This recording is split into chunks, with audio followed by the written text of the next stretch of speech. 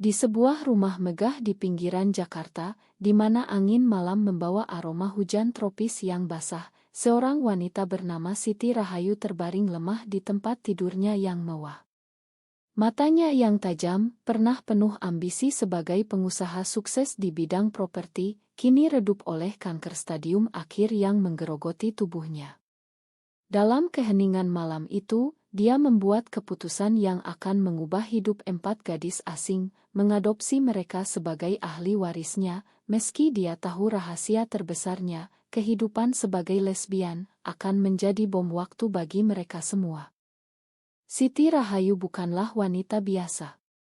Lahir di keluarga konserati di Jawa Tengah, dia melarikan diri ke ibu kota untuk membangun kerajaan bisnisnya sendiri. Sukses finansial datang, tapi kebahagiaan pribadi selalu luput.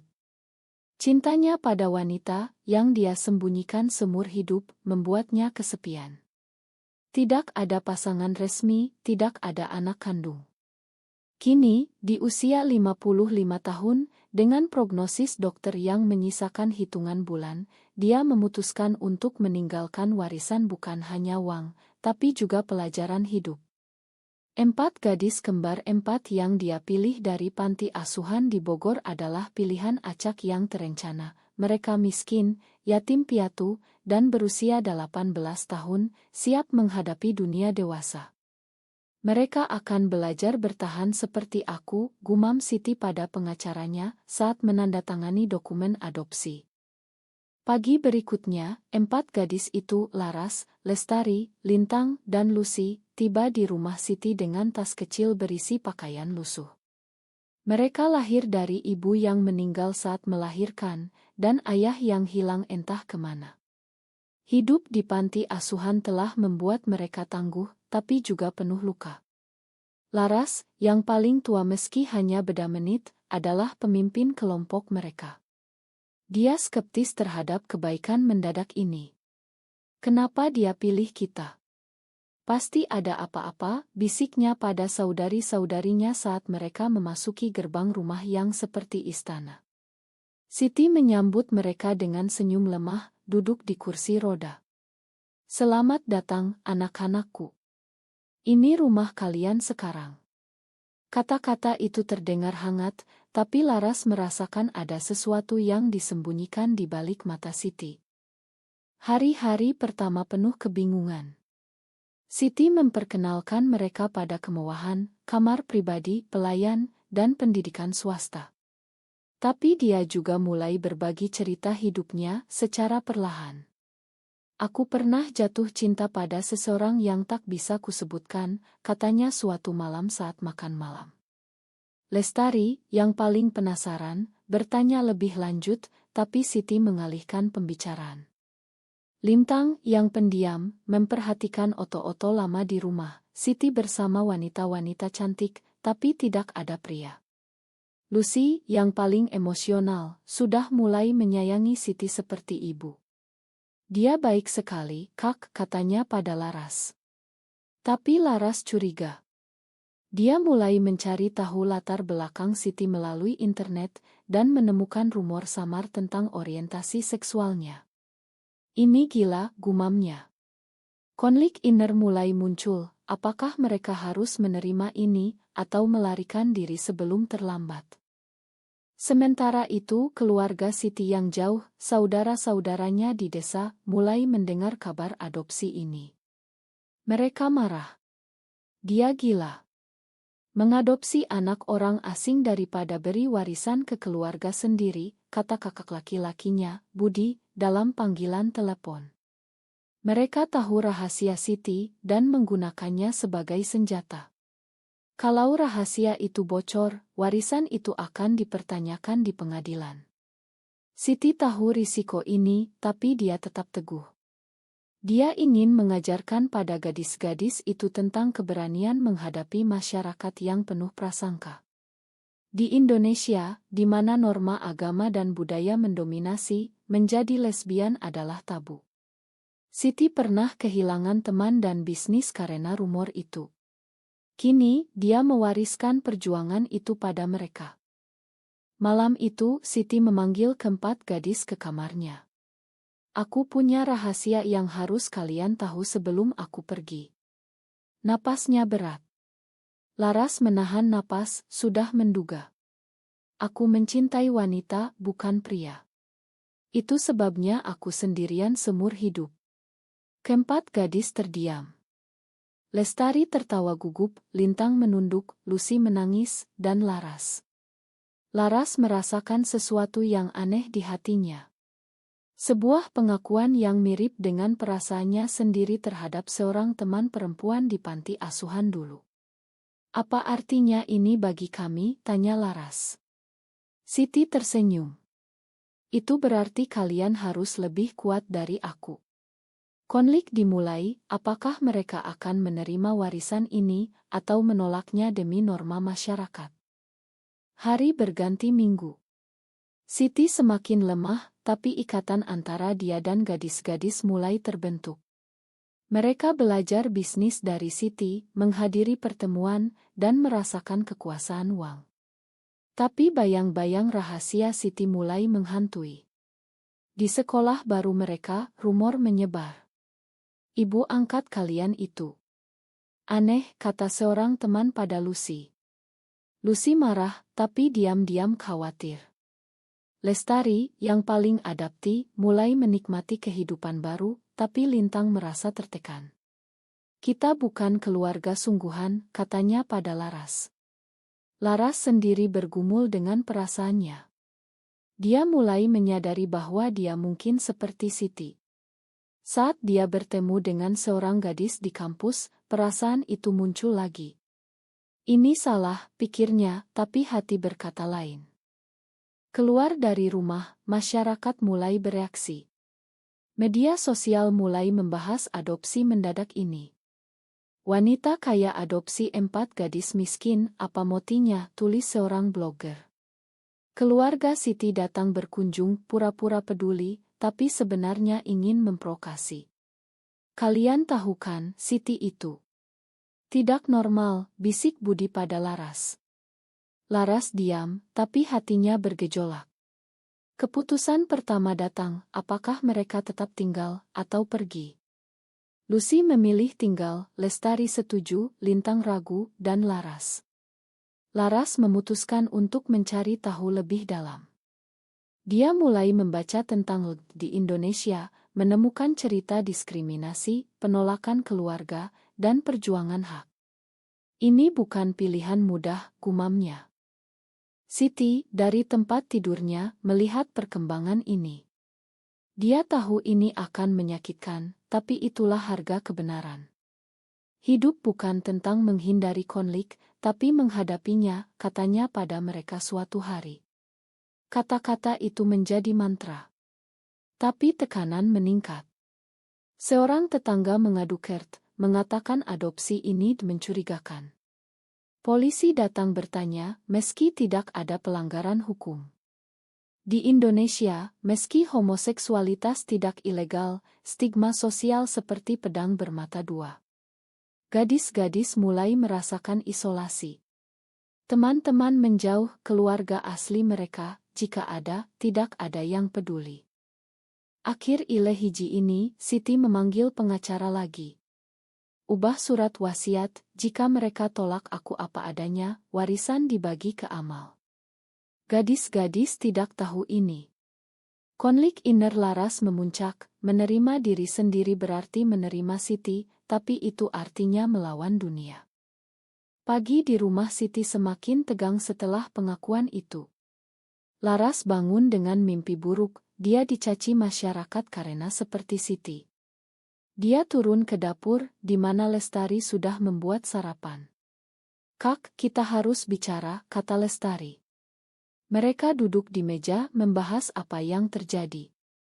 Aku nggak peduli orientasi Bu Siti. Dia baik ke kita, kata Lestari. Tapi Lintang, yang bergabung, bilang tapi masyarakat nggak akan terima. Kita bisa diusir dari kampus. Lucy menangis, aku sayang Bu Siti. Jangan tinggalkan dia.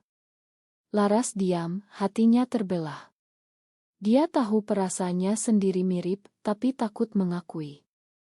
Siti memanggil mereka ke kamarnya. Hari ini kalian mulai kelola bisnis kecilku. Ini ujian. Dia berikan akses ke salah satu apartemennya di Jakarta Pusat.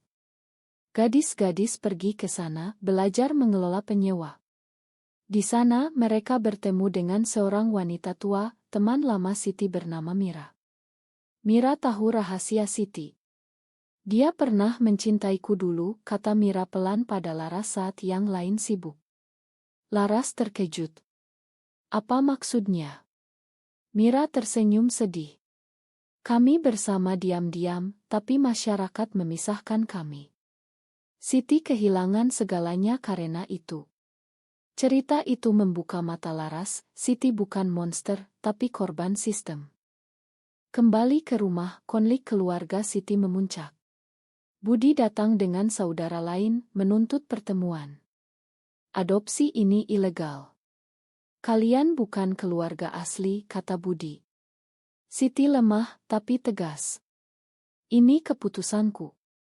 Gadis-gadis membela Siti, tapi Budi bisik pada mereka, dia lesbian. Kalau bocor, nama kalian hancur. Lucy marah, itu urusan pribadi. Tapi Lintang takut. Malam itu, Lintang bilang pada Laras, aku mau pulang ke panti. Laras meyakinkan, kita kuat bersama. Tapi inner conflict Lintang, dia takut stigma akan merusak masa depannya. Laras mulai eksplorasi diri. Dia bertemu dengan seorang gadis di kampus bernama Rina, yang ramah dan cantik. Perasaan aneh muncul. Ini normalkah, pikir Laras. Dia cari info online tentang lesbian di Indonesia. Baca cerita tentang penolakan keluarga, kekerasan, bahkan terapi konversi ilegal. Hatinya sakit.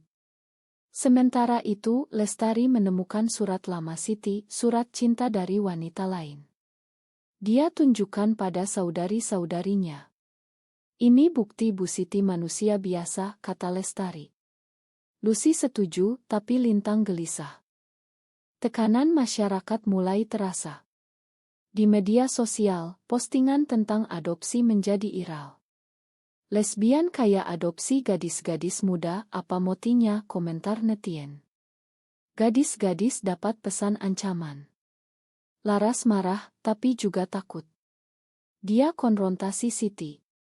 Kenapa Bu lakukan ini? Kami jadi korban. Siti jawab, karena aku ingin kalian belajar memilih, hidup jujur atau sembunyi. Kata-kata itu menyentuh Laras. Dia mulai akui perasaannya pada Rina, tapi ragu. Keluar rumah, Budi rencanakan sabotase. Dia hubungi media, bocorkan rahasia Siti. Pagi berikutnya, berita headline, pengusaha kaya diduga lesbian adopsi 4 gadis, kontroversi warisan. Rumah dikepung wartawan. Gadis-gadis panik. Lucy menangis, Lintang ingin lari, Lestari marah, Laras. Laras putuskan hadapi. Dia bicara pada Siti, aku seperti Bu. Pengakuan pertama. Siti tersenyum, itu awal perjuangan. Konflik meningkat. Keluarga Siti ajukan gugatan pengadilan, klaim Siti tidak waras karena orientasinya. Pengacara Siti lawan, tapi proses melelahkan. Gadis-gadis harus bersaksi. Lintang ragu, takut karirnya hancur. Di Indonesia, dianggap dosa, katanya. Lestari dukung, tapi kita keluarga sekarang. Lucy setia.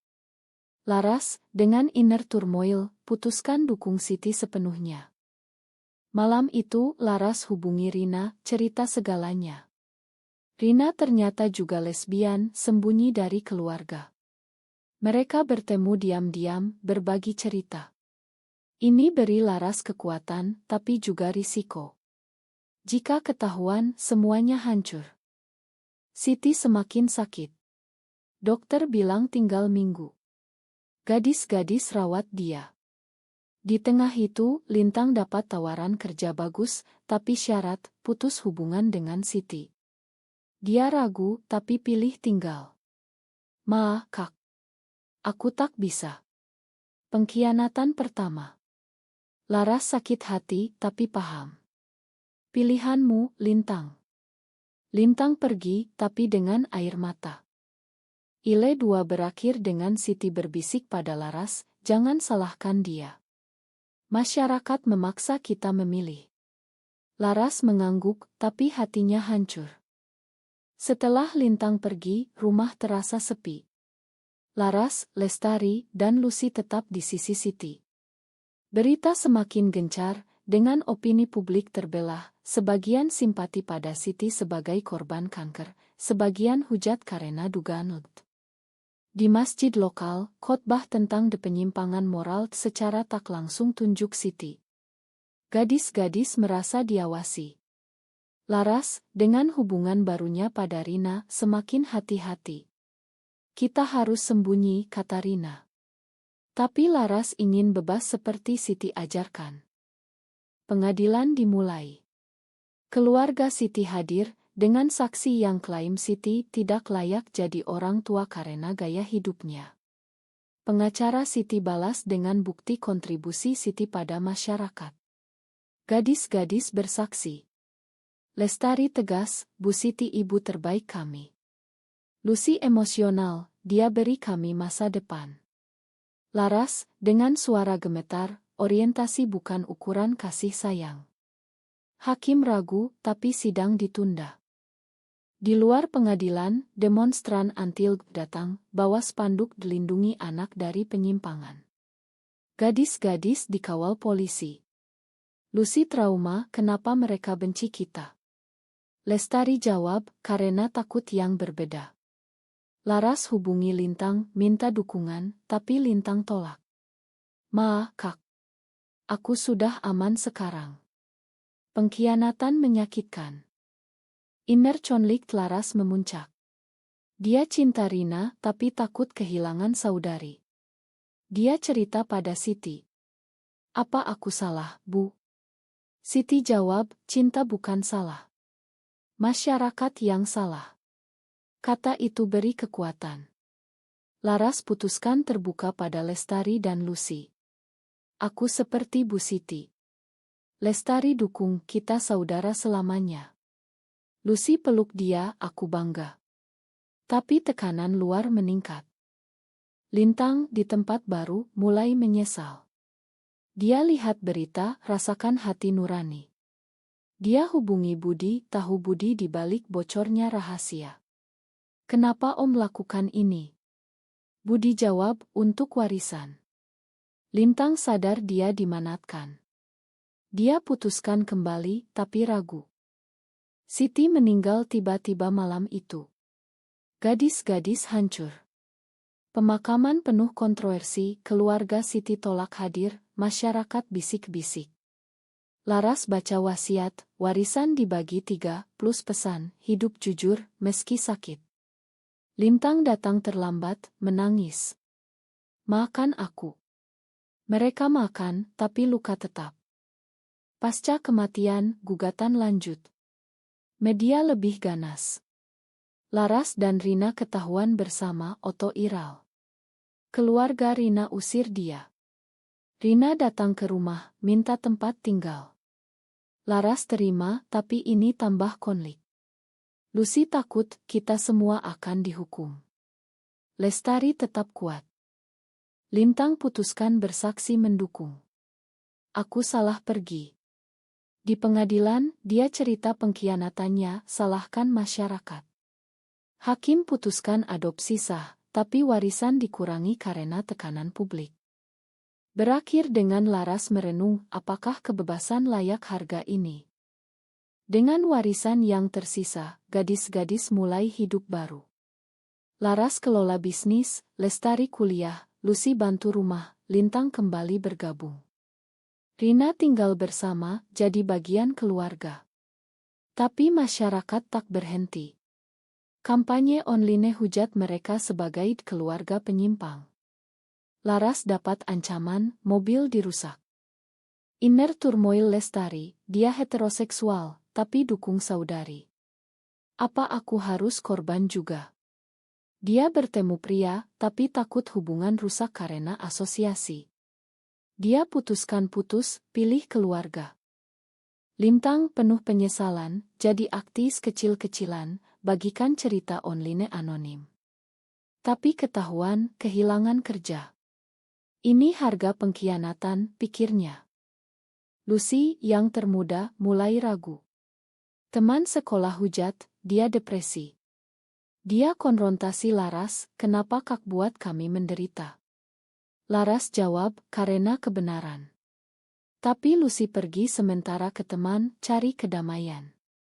Puncak, Budi rencanakan balas dendam, hubungi ormas radikal. Mereka datang ke rumah, demo besar. Gadis-gadis terkepung. Polisi datang, tapi lambat. Di tengah chaos, Laras pidato, kami hanya ingin hidup damai. Tapi batu dilempar, Lestari terluka. Ini bangunkan Lucy, dia kembali. Kita bersama. Mereka putuskan pindah ke Bali, tempat lebih toleran. Tapi pengorbanan besar, tinggalkan bisnis, mulai dari nol. Rina dan Laras putuskan menikah simbolis, tapi rahasia. Ini untuk kita, kata Laras. Tapi Lintang temukan bukti Budi korupsi warisan, laporkan. Budi ditangkap, tapi ini buat musuh baru. Di Bali, hidup baru dimulai. Mereka bangun bisnis kecil, dukung komunitas diam-diam, Laras dan Rina bahagia, tapi hati-hati. Lestari temukan cinta baru, yang terima masa lalu. Lintang jadi konselor, bantu orang seperti dia. Lucy lulus kuliah, bangga. Tapi luka masa lalu tetap. Mereka renungkan pilihan Siti, adopsi yang membawa chaos, tapi juga kebebasan. Apakah Bu Siti benar memaksa kami hadapi ini? Tanya Laras suatu hari. Mereka diskusikan, pro dan kontra. Akhirnya, mereka setuju itu layak. Tapi masyarakat masih judi. Kisah mereka jadi inspirasi, buku ditulis anonim. Dunia terkejut, 4 gadis dari miskin jadi pejuang hak.